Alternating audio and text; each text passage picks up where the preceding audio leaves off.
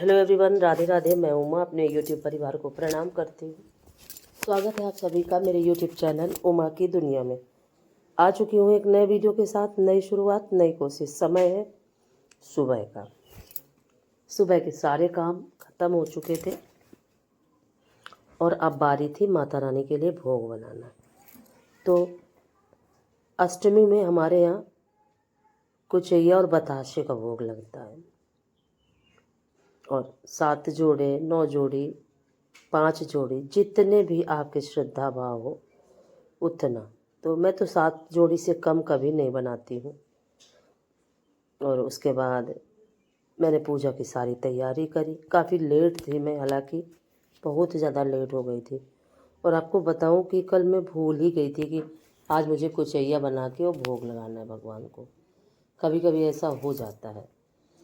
और फिर जब याद आई कि अरे आज तो अष्टमी का दिन है, आज तो माता को कुचैया का भोग लगेगा, फिर मैं फटाफट बनाने लगी थी। और कितनी भी जल्दी बनाओ, घर की देवी जी के लिए, भुइयाँ माता के लिए, तो 7-7 जोड़ी सोचिए कुल देवी के लिए तो काफ़ी हो जाती है। तो काफ़ी समय भी लगा बनाने में, लेकिन लेट थी, लेकिन खूब अच्छे से कल का पूजा पाठ सब खूब अच्छे से हो गया। हालांकि मंदिर में बहुत ज़्यादा भीड़ थी, काफ़ी समय बैठना भी पड़ा। लेकिन जब हम माता के दरबार में इंतज़ार करते हैं उनके दर्शन के लिए, उनकी पूजा के लिए, तो उस चीज़ का सुख ही अलग होता है। चाहे हम बड़े मंदिर में जाएं चाहे छोटे मंदिर में। और फिर फाइनली देखिए थाली मैंने लगा ली थी और ये मंगा ली थी जलेबियाँ, क्योंकि मुझे वहाँ कन्याओं को बंटवाना था मंदिर में ही। क्योंकि बहुत सारे बच्चे वहाँ बाहर, मंदिर के बाहर इधर उधर घूमते रहते हैं। तो कहीं ना कहीं मेरे मन में ये चल रहा था कि जलेबियाँ ही मंगवा के बंटवा देते, क्योंकि पूड़ी और खीर बना के और बंटवाना काफ़ी मुश्किल हो जाता है। तो जलेबी ही सबसे अच्छा साधन है कि जलेबियाँ अगर बंटवा दो, और बच्चे खाते भी मन से हैं जलेबियाँ। और फिर उसके बाद मंदिर की पूजा, बाहर भैया माता के मंदिर की पूजा, और अपने जो परिवार का हमारे मंदिर है वहाँ पूजा करने के बाद अब बारी थी घर की पूजा करना। और घर की पूजा इसलिए मैंने लेट करी क्योंकि ये लग रहा था कि बाहर काफ़ी तेज़ धूप और बहुत ज़्यादा गर्मी थी। तो मुझे ये लगा कि बाहर की पूजा कर लेती हूँ और घर की पूजा थोड़ा सा लेट भी हो जाएगा तो कोई दिक्कत नहीं होगी, क्योंकि फिर घर में गर्मी तो लगती लेकिन धूप नहीं लगती। और बाहर क्या है कि बहुत ज़्यादा धूप, आने जाने में ही मन बहुत परेशान हो जाता है। और फिर देखिए फाइनली पूजा मैंने शुरू कर दी थी।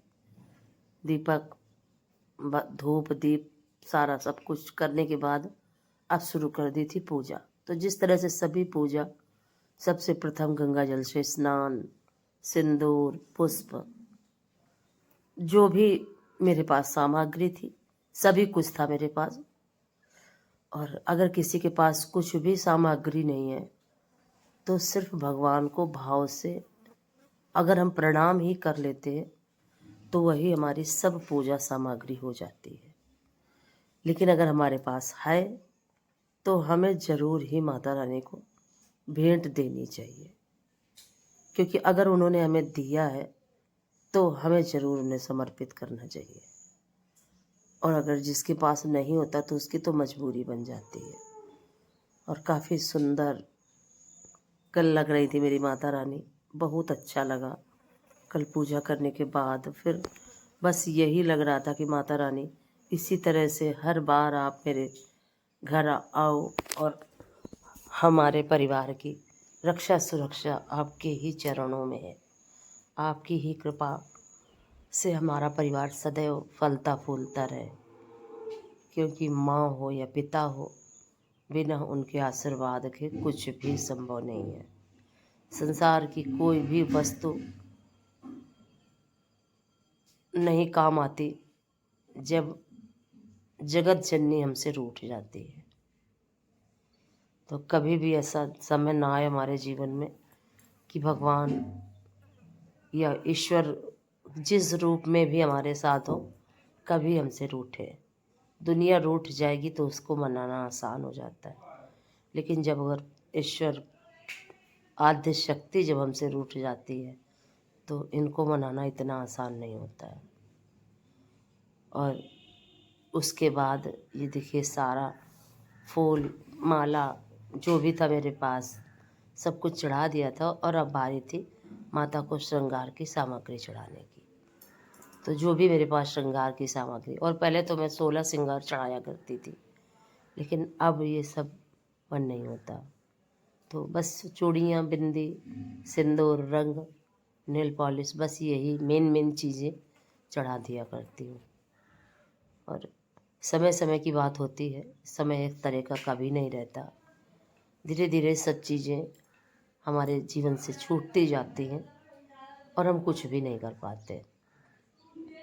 और फिर उसके बाद देखिए मैंने चुनरी भी चढ़ा दी थी, फल था, फल भी चढ़ा दिए माता रानी को। और उसके बाद अब बारी थी कपूर जलाने की। तो कपूर जला देती हूँ, और हवन मैं शाम के समय ही करती हूँ। तो शाम के समय फिर कर दिया था हवन, और उसके बाद मैंने अपने व्रत के लिए कुछ भी नहीं बनाया था, सिर्फ थोड़े से मखाने फ्राई किए थे। लेकिन और बस फिर बच्चों के लिए खाना बनाना था, सारा काम करना था। फिर मैंने काम किया, और फिर उसके बाद मैंने कोई भी वीडियो नहीं बनाया, कुछ भी नहीं बनाया, क्योंकि कहीं ना कहीं इतना थक चुकी थी मैं कि बस ये लग रहा था कि कुछ न बनाऊँ, इतना ही वीडियो पर्याप्त है। हालांकि इतना ही पर्याप्त था, काफ़ी बड़ा बन गया था इतना ही। और वही जो बनाया वो आपके पास साथ शेयर कर रही हूँ। अगर आपका वीडियो, आज का वीडियो आपको अच्छा लगे तो वीडियो को लाइक ज़रूर करिएगा, चैनल को सब्सक्राइब करिएगा, बेल को ज़रूर प्रेस करिएगा। एक प्यारे से कमेंट के साथ अपना प्यार आशीर्वाद मुझे ज़रूर दीजिएगा। और यही प्रार्थना करती हूँ कि मेरे YouTube परिवार पर सदैव माता रानी की कृपा बरसती रहे। ये जीवन है, इसमें हम एक एक पल इंतज़ार किया करते हैं कि अब हमारे ये त्यौहार आएंगे, अब हमारे ये त्यौहार आएंगे, और त्यौहार आते हैं और चले जाते हैं। और जब त्यौहार आते हैं तो बहुत सारी खुशियाँ लेके आते हैं। और अब बारी थी आरती की। फिर मैं करने लगी थी आरती। और पूजा को जितना ही सूक्ष्म रूप से किया जाए वो ज़्यादा अच्छा है।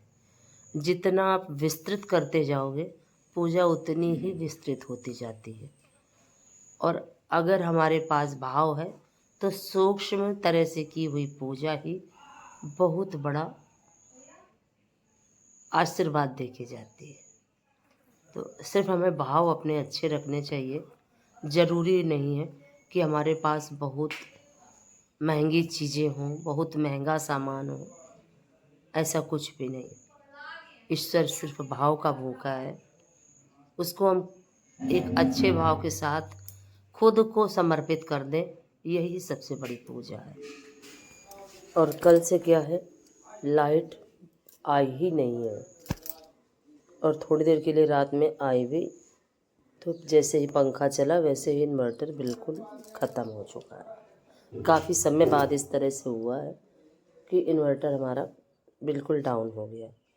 और कोई भी पूजा हो उसके बाद जो सबसे ज़्यादा ज़रूरी होती है वो माँ से क्षमा प्रार्थना। और उसके बाद मैंने माँ से क्षमा मांगी कि हे माई, जो भी 9 दिनों में, इन 8 दिनों में जो मुझसे गलती हुई हो आपकी पूजा में, उसके लिए मुझे क्षमा करना। और देखिए ये है भोग के लिए लड्डू और पूर्णिया बताशे। और ये देखिए मेरी माता रानी कितनी अच्छी लग रही थी। और इस तरह से कल की हमारी ये पूजा खूब अच्छे से संपन्न हुई। और जब कोई भी पूजा बहुत अच्छे से हो जाती है तो हमारे मन में एक अलग तरह की खुशी होती है। तो कहीं ना कहीं कल मेरे पास एक अलग तरह की खुशी मेरे मन में थी, और ऐसा लग रहा था कि मेरे पास सारे संसार की खुशियाँ, सारे संसार के सुख आ चुके हैं। और इनके चरणों के अलावा और हमें ये कहाँ मिल सकता है।